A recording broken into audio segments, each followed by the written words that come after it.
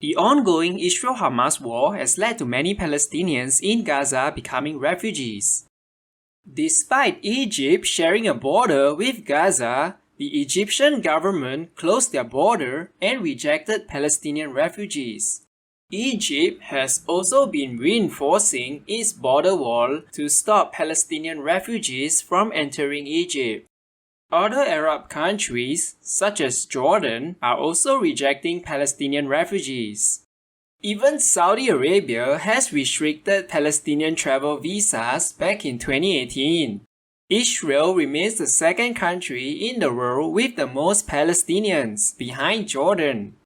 Some people have pointed out that the refusal of Palestinian refugees serves the political interests of these Arab countries, allowing them to blame Israel and the West for the humanitarian crisis in Gaza. Up to this point, we haven't identified the disease. And for those who know the problem, they don't have the courage to stand and say, we have a problem with Hamas. Most of us have our own calculations. From Russia to China to the rest of the superpowers, given Hamas cover. But you see, historically, many Arab countries have accepted Palestinian refugees. For instance, following the Gulf War in 1991, Kuwait expelled more than 300,000 Palestinians, which was about 18% of Kuwait's population.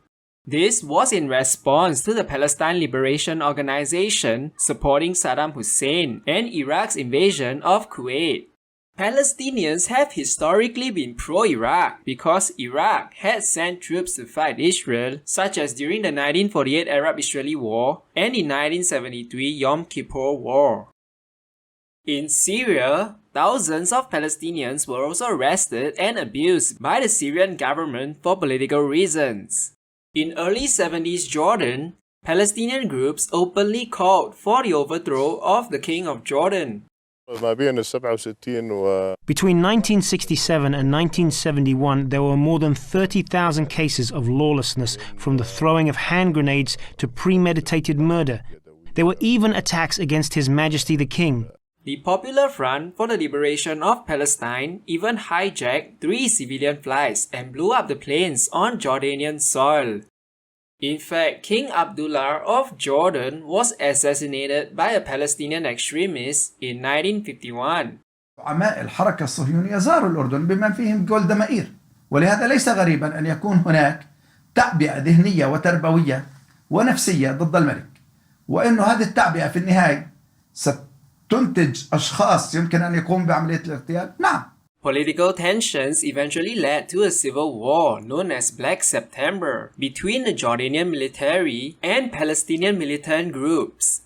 Jordan successfully drove these Palestinian groups to Lebanon via Syria.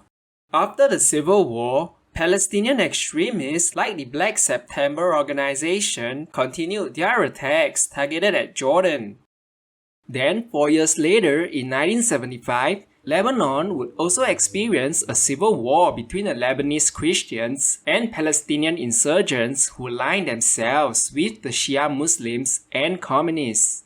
This civil war would last for more than 15 years until 1990, causing Lebanon to become somewhat of a failed state today. So, Palestinian extremist groups not only target Israel, they also cause unrest and conflicts in neighboring Arab countries. These historical events have resulted in many Arab countries being reluctant to allow the mass migration of Palestinians. Ever since the renewal of this conflict, Palestinian and Islamic extremism have become a security threat in many countries around the world, whether Islamic or not.